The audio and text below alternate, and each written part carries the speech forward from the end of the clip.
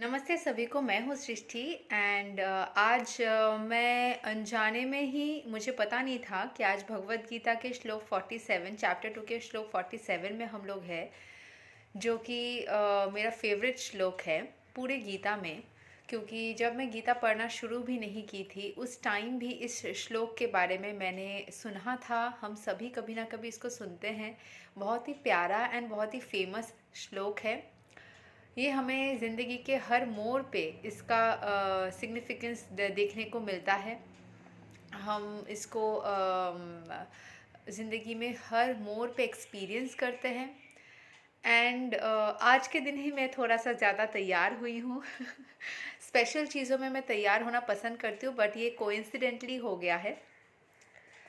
सो मैं जैसे रोज़ संस्कृत में श्लोक को पढ़ती हूँ, पहले संस्कृत में पढ़ूंगी, फिर उसके इंग्लिश ट्रांसलेशन को देखेंगे और मीनिंग को समझेंगे।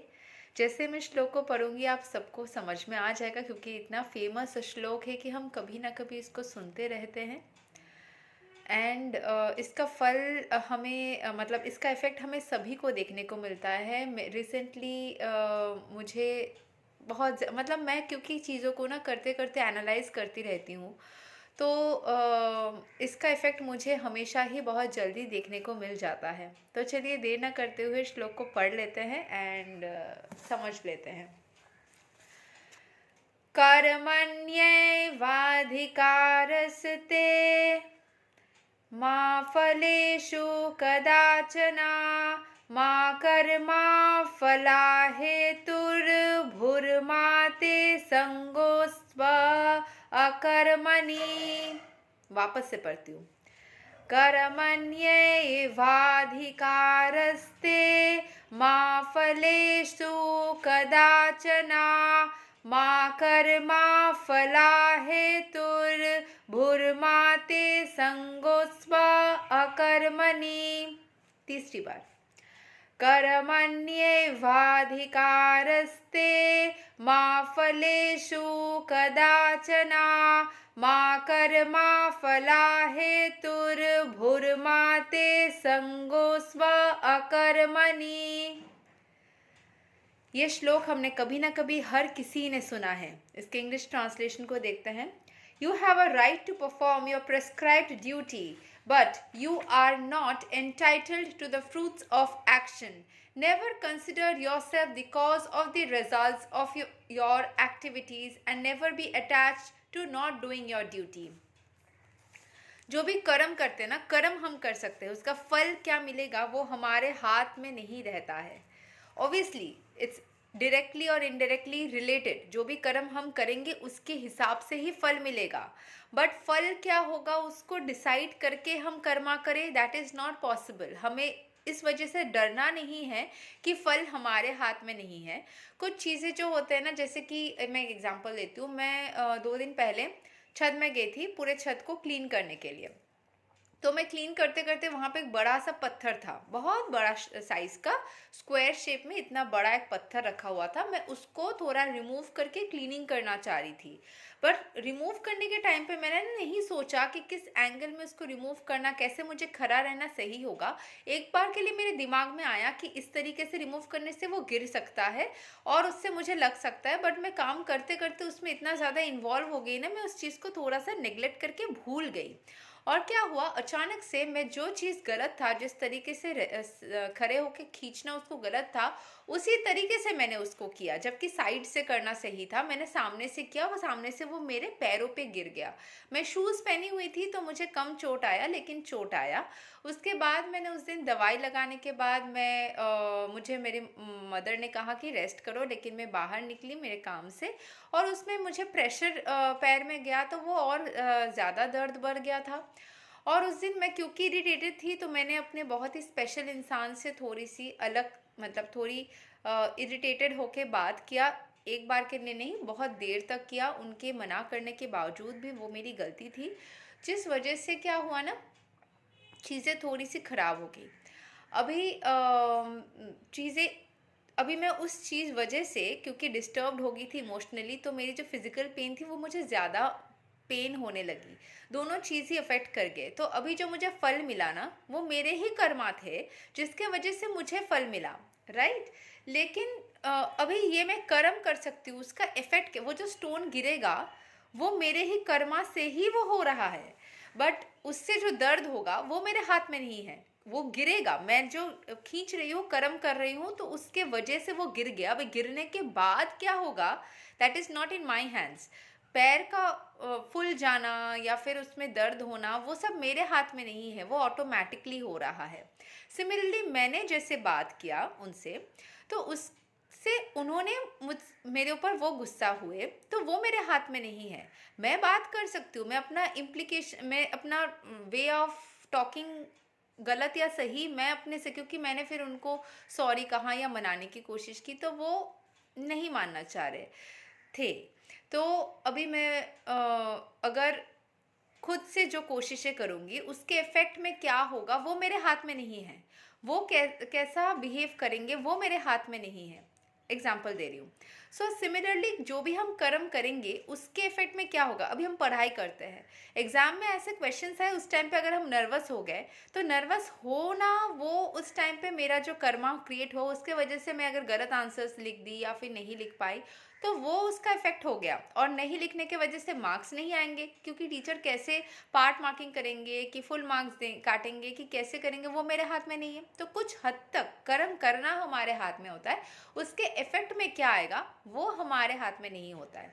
अभी उसके वजह से हमें अपना कर्म, इसीलिए बोलते हैं सोच समझ के कर्मा करो। जैसे कि मैं उस जो चीज़ें मैं बता रही हूँ, आज मैं सारे खराब एक्सपीरियंसेस को बता रही हूँ, क्योंकि रिसेंट में ये चीज़ें मेरे साथ हुए हैं। तो इसीलिए अच्छे चीज़ें भी होते हैं, लेकिन क्योंकि एकदम रिसेंट में हुआ है जिससे मैं थोड़ी सी अफेक्टेड हो गई, तो फिर मैं इसीलिए उस चीज़ को बता रही हूँ। अदरवाइज जो है कोई भी काम करने से पहले इसीलिए हमें थोड़ा सा सजग रहना चाहिए या फिर थोड़ा सा सोचना चाहिए। एंड इसके वजह से नहीं डरना चाहिए कि मैं जो भी करूँगी उसके वजह से क्या हो जाएगा, ये हो जाएगा, उसके वजह से डरना नहीं है। थोड़ा सोच समझ के सही काम करना है। मैंने 2 गलत काम किए, इससे मुझे सीख मिला। मुझे क्या सीख मिला कि मैंने ऐसे बदतमीजी से जो बात करना था, इतना नहीं, बट मैंने थोड़ा सा एक बार गड़बड़ किया था। इस बार मैंने थोड़ा ज़्यादा ही कर दिया, शायद क्योंकि उस तरफ से भी आ रहा था, जा रहा था। सो आई स्टार्टेड द कन्वर्सेशन, फिर वो पोलाइट वे में थोड़ा सा बढ़ गया, फिर थोड़ा पोलाइट हुआ, फिर बढ़ गया, ऐसे होते होते लास्ट तक थोड़ा सा ज़्यादा हुआ। सो जिसकी भी गलती हो, that is not the problem. या फिर जो ये जो स्टोन गिरा, तो मुझे इससे क्या सीख मिला कि मुझे आगे ज़िंदगी में थोड़ा और कॉशियस रहना है हर एक सिचुएशन में। अभी हो सकता है कि मेरे जिनसे थोड़ी सी बहस हुई या फिर थोड़ा अनबन हुआ, वो मान भी जाएंगे, क्योंकि कुछ चीज़ें ना गट फीलिंग पे होता है। मुझे यकीन है, मेरे दिल से मैं पूछती हूँ, क्योंकि मुझे बहुत सारे ना कमेंट्स आते हैं यूट्यूब पे, जो पूछते हैं कि ये कैसे करना चाहिए, वो कैसे करना चाहिए, अपने पर्सनल सिचुएशंस में वो पूछते रहते हैं। तो मैं हमेशा बोलती हूँ, गो बाय योर गट। अपने अपने दिल से पूछो, अपने आप से पूछो आपको क्या लगता है। क्योंकि जब भी वो थोड़ा नाराज़ हो रहे हैं ना, मुझे लग रहा है कि नाराज़ ज़रूर है, लेकिन हमारा बॉन्ड या हमारी दोस्ती या हमारा रिश्ता इतना ऐसा नहीं है कि वो एक बार में ऐसे ख़त्म हो जाए या फिर ऐसे भी कुछ भी हो जाए। तो कहीं ना कहीं एक विश्वास है, एक फीलिंग है, अंदर से गट फीलिंग है कि हाँ, ये नाराज़ ज़रूर है, थोड़ा वक्त लगेगा, लेकिन ज़रूर मान जाएंगे। And at the same time थोड़ा स्पिरिचुअल भी हूँ, गीता पढ़ती हूँ, जाप करती हूँ, तो मैं प्रेयर्स भी कर रही हूँ, क्योंकि प्रेयर्स जो होते हैं वो बहुत स्ट्रॉन्ग होते हैं। सिमिलरली मेरे पैर में जो दर्द हुआ, उस टाइम बहुत ज़्यादा दर्द हुआ था, मैं उस रात सो नहीं पाई थी। सो एक हर घंटे बाद उठ उठ के मैं खाना ढूंढ रही थी, क्योंकि भूख लग रहा था। सो नहीं पा रही थी तो भूख लग जा रहा था, तो मैं बहुत ही मुश्किल से चल रही थी। सो मुझे वो वक्त याद आ रहा था जिस टाइम पे मैं अपने इस चैनल पे मैं सब कुछ ही बताती हूँ, राइट। तो मैं अपने जो पार्टनर थे उनसे जब मैं अलग हुई थी, तो उस टाइम पे भी बिल्कुल ऐसा हुआ था, मैं सो नहीं पाती थी। और वो इमोशनल ट्रॉमा था, ये फिजिकल पेन था जो मेरे ही खुद की गलती से हुआ, वो इमोशनल ट्रॉमा था। वो कहीं ना कहीं हम गलतियाँ करते हैं, उसी का फल भोगना पड़ता है, कहीं ना कहीं हमारा कर्मा रहता है ना, एक्सेप्ट दैट। तो यहाँ पे क्या हुआ था कि फिजिकल पेन ज़्यादा था, साथ में थोड़ी सी बहस या वो सारी बातें भी अफेक्ट कर रही थी, तो वो दोनों का इफेक्ट था। यहाँ पे जैसे मुझे पता है कि क्योंकि ये पैर में जो मेरा ऐसा हुआ, ये इंजरीज मेरे बॉडी में बहुत बार हुए हैं एंड मैं उनसे निकल के आई हूँ, ठीक है। तो वो भी एक विश्वास है मुझे अपने दिल में कि अगर मैं पहले भी निकल के आई हूँ तो वापस से मैं निकल के आ जाऊँगी, थोड़ा वक्त लगेगा ज़रूर। पिछले साल मेरे घुटने में दर्द हुआ था, थोड़ा वो डांस करते करते छत पे ही अपने आप ही वो घूम गया था, मैं गिर गई थी। थैंक गॉड मेरे पास फ़ोन था, मैं गिरी पड़ी थी कुछ मिनटों के लिए, सारे कौवे वौवे आ गए थे। फिर फ़ोन किया मैंने मदर को, वो पकड़ पकड़ के लेके आई। मैं कुछ बहुत सारे दिन तक, मतलब 1 डेढ़ महीने तक, अ, 1 दिन महीने ज़्यादा हो जाएगा, मतलब 2 3 हफ्ते तक तो मैं बहुत ही मुश्किल से वॉशरूम जाती थी, मतलब मैं अपने नीज़ को स्ट्रेट नहीं कर पाती थी। फिर धीरे धीरे योगा वगैरह करके थोड़ा थोड़ा स्ट्रेट करना स्टार्ट हुआ। फिर अभी जैसे मैं एक्सरसाइज इस दर्द के वजह से नहीं कर पा रही हूँ, तो फिर वापस से मुझे शुरू करना होगा, थोड़ा सा योगा करना तो होगा। लेकिन हाँ, योगा करके मैंने मेरे मदर के, उसको पूरा क्रेडिट मेरे मदर को जाता है क्योंकि वो योगा ट्रेनर है एंड उनके ही ट्रेनिंग से मैंने धीरे धीरे उसको सही किया। खुद की विल पावर जो ईश्वर ने टचवुड दिया है उसको, तो बहुत ज़्यादा वो मदद आया। उस टाइम पे मुझे था कि मुझे कहीं ना कहीं से सही करना था, लेकिन कभी ना कभी मैं मदर से पूछती थी कि क्या, क्योंकि उसमें ना वो मेरा कर्मा क्या था कि मैं डांस कर रही थी, अभी अपने आप ही उससे घूम गया। अभी मुझे बाद में पता चला कि ड्राइनेस होने से होते हैं, तो ऑयलिंग, मतलब क्योंकि वो ठंडी का मौसम ही था पिछले साल, सेम दिसंबर अराउंड, नवंबर दिसंबर अराउंड। तेल लगाना चाहिए एंड उसमें ठीक से पानी पीना चाहिए, शायद कम हुए होंगे, तो उसका इफ़ेक्ट हो सकता है। अभी जो ये इफ़ेक्ट होगा ऐसे घूम जाएगा, ये तो अनप्रिडिक्टेड था ना, क्योंकि मैं डांस वीडियो पूरा ख़त्म करी थी। ख़त्म करने के बाद जब मैं लास्ट स्टेप में थी तो उस टाइम पे मैं गिर गई थी। मैं खुद वो वीडियो में वो वाला पार्ट जब मैं गिरी पड़ी थी और मैं पेन में कुछ ऐसे ही वीडियो को ऑफ भी नहीं कर पा रही थी, मैंने वो पार्ट देखा भी नहीं क्योंकि मुझे खुद को वैसे देख के डर लग रहा था। इस साल भी ना वो मेरे दिमाग में चल रहा था कि मैंने पिछले साल ऐसा हुआ था, वापस से तो नहीं हो जाएगा, और वापस से कुछ और हो गया। कभी ना कभी हमारे दिमाग के पैटर्न से भी होते हैं, अट्रैक्ट हो जाते हैं similar situations.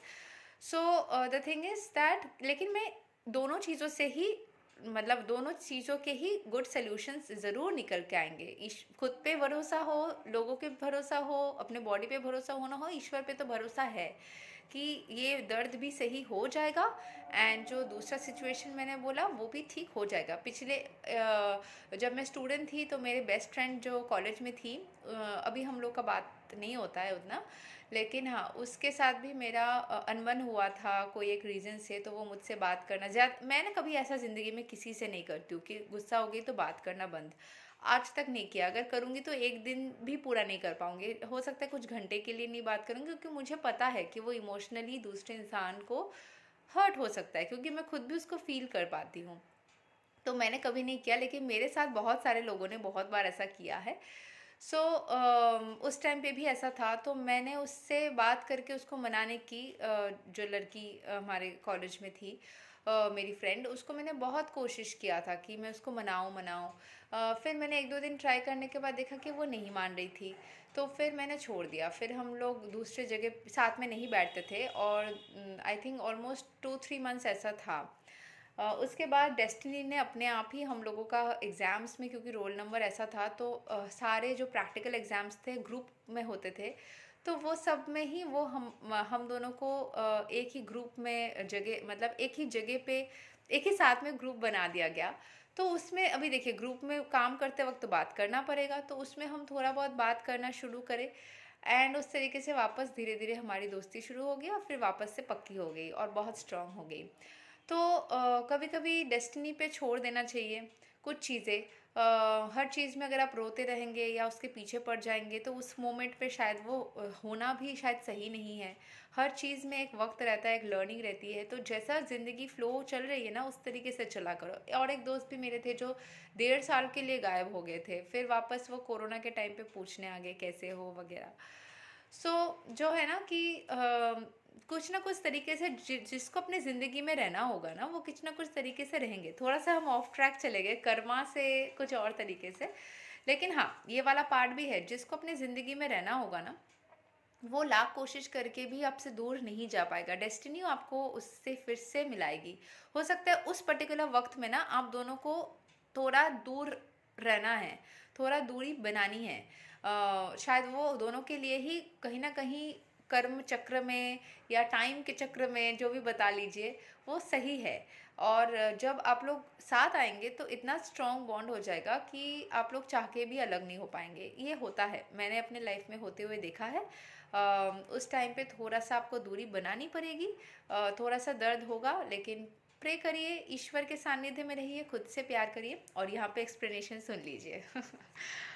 There are three considerations here: prescribed duties, capricious work, and inaction. Prescribed duties are activities enjoyed in terms of one's acquired mode of material nature. Capricious work means actions without the sanction of authority, and inaction means not performing one's prescribed duties. The Lord advised that Arjuna not to be inactive, but that he perform his prescribed duty without being attached to the result. तो यहाँ पे बोला गया कि जो result मिलेगा उससे attach ना होके अर्जुन को भी ईश्वर ने बताया कि तुम्हारे जो ड्यूटीज़ है वो तुमको पूरा करना पड़ेगा। The lord advise that Arjuna not to be inactive. अच्छा, इनएक्टिव नहीं होना है, एक्टिवली काम करना है। One who is attach to the result of his work. Exam में क्या आएगा क्वेश्चन, उस हिसाब से पढ़ना है, ये आना है तो वैसा लिखना है, आपको पूरा तैयारी करना है, जो भी क्वेश्चन आएगा उसको आपको लिखना है। So, one who is attached to the result of his work is also the cause of the action. वो भी एक तरीके का एक्शन है। क्या होगा उसके पीछे पड़ेंगे तो टाइम वेस्ट हो जाएगा ना। आपको अपना पार्ट करना है और ईश्वर के हाथों में छोड़ देना है। अपना पार्ट करना है, वापस से छोड़ देना है। देखिए, हर एक चीज़ में अगर आप खुद ही उस चीज़ को ठीक करने जाएंगे ना तो कन्फ्यूजन हो जाएगी। कुछ चीज़ें ईश्वर के, ऐसा सोच लीजिए ना कि आप और ईश्वर एक टीम है, दोनों मिलके काम कर रहे हैं, तो उस टीम को तो जीतना ही है। जिस टीम मेंबर, जैसे कि कृष्ण भगवान एडवाइजर बन गए थे, खुद टीम मेंबर थे, जो खुद टीम मेंबर है, तो वो इंसान तो आपको मतलब वो टीम तो जीतनी ही है। तो ईश्वर को अपना टीम मेंबर बना लीजिए और हर वक्त कुछ भी करे ना तो खुद एक पार्ट करिए और ईश्वर को, क्योंकि टीम मेंबर को अगर आप उनका पार्ट नहीं करने देंगे तो फिर उनको लेफ्ट आउट फील होगा, उनको मतलब इनवैल्यूएबल फील होगा, उनको लगेगा कि उनका टीम में रहने का फिर वैल्यू ही क्या है अगर उनको कुछ करने ही नहीं दिया जा रहा है, अगर सब काम आप ही खुद करने लगेंगे। कुछ पार्ट आप कीजिए एंड कुछ पार्ट उनको भी असाइन कर दीजिए। खुद लीडर बनना है तो खुद लीडर बन जाइए, उनको एज अ टीम मेंबर बता दीजिए कि ईश्वर, मैंने इतना पार्ट कर लिया है और मैं चाहती हूँ कि मेरे इस काम में या हमारे इस काम में आप ये वाला पार्ट प्लीज़ कर दो। एंड उनको रिक्वेस्टिंग मोड में काइंडली बताइए, उनको अच्छा भी लगेगा कि उनको वैल्यू भी ऐड हो रहा है एंड उसमें आप जीतेंगे ही, ज़रूर जीतेंगे। जैसे मैं अपने सिचुएशंस में बताऊंगी कि मुझे जो लग गया है, अभी दर्द हो रहा है पैर में, तो मैं अपना दवाई लगा ले रही हूँ, ईश्वर से प्रे कर सकती हूँ कि दवाई जल्दी जल्दी असर करे, बस इतना मैं कर सकती हूँ, राइट। मुझे अपना दवाई लगाना है एंड ईश्वर से प्रे करना है कि और भी सारे अगर बेहतर सोल्यूशंस है और भी मेडिसिन है तो मुझे वो पता करवाए या फिर वो मुझे मिल जाए तो मैं उसको ट्रीटमेंट कर सकूँ एंड सही हो जाऊँ, ठीक है।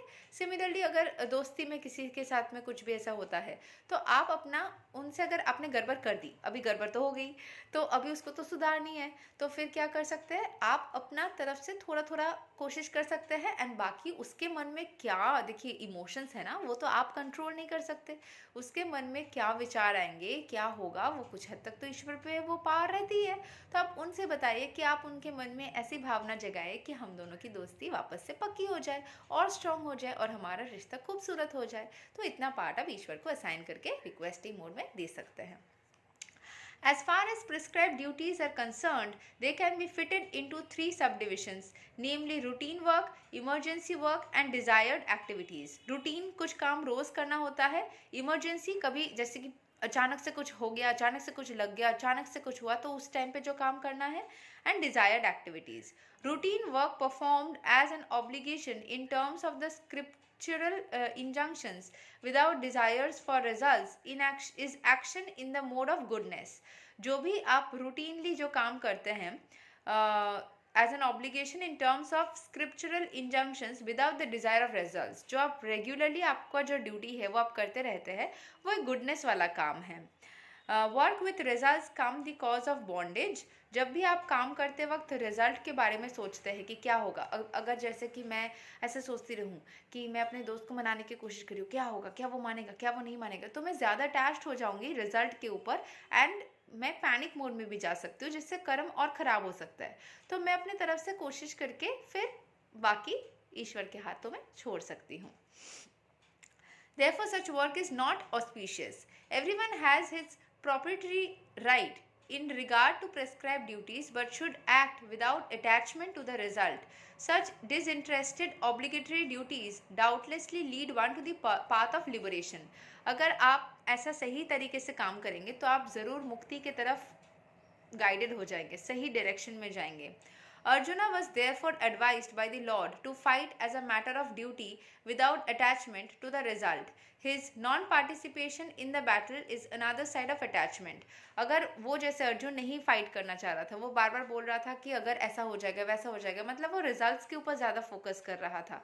अगर देखिए मैं ऐसा सोचूं कि मैं जो दवाई लगा रही हूँ वो सही भी है कि नहीं, वो काम करेगा, क्या वो सही में काम करेगा, ऐसा सोचती रहूँ तो वो एक अटैचमेंट हो जाएगा रिजल्ट से। मुझे जो बताया गया कि ये सारे दवाई काम करते हैं एंड मैं उसको लगाऊं तो ज़रूर काम करेगा। अभी करेगा कि नहीं करेगा उसको सोच के अगर मैं उसमें पड़ जाऊं एंड मैं दवाई ना ही लगाऊं तब तो पैर वैसे भी ठीक नहीं होगी, राइट। तो फिर हर एक काम में वैसा ही है, अगर हम रिजल्ट के बारे में सोच के ज़्यादा परेशान हो जाए तो फिर वो बिल्कुल भी काम नहीं करेगा। His non-participation in the battle is another side of attachment. Such attachment never leads one to the path of salvation. Any attachment, positive or negative, is cause for bondage. जब भी आपको अटैचमेंट हो जाएगी, अच्छी वाली अटैचमेंट, बुरी वाली attachment, कुछ भी चीज़ से अटैच हो जाओगे तो उस बंधन में आ जाओगे एंड उससे निकल नहीं पाओगे, जो कि आपको परेशान करेगा। अगर वो चीज़ें, वो इंसान या कोई भी अपने जिससे आप अटैच हो जाते हो, अगर वो सब चले भी जाए आपकी ज़िंदगी से, फिर भी उसकी यादों से आप नहीं निकल पाओगे, यादें आपको परेशान करेगी। तो आपको हर एक चीज़ से डिटैच होके ही काम करना चाहिए। अगर आप ज़्यादा अटैच, अभी देखिए मैं जैसे बोल रही हूँ बहुत आसानी से बोल रही हूँ, कभी कभी ये नहीं हो पाता है as a part of life, कभी कभी हम उनके यादों या उनके चीज़ों से अटैच शायद हो भी जाते हैं, लेकिन कोशिश करना चाहिए कि हम उसको अपनी ज़िंदगी में ऐसा अफेक्ट ना होने दें कि हम ही परेशान हो जाए, ऐसा नहीं करने देना है।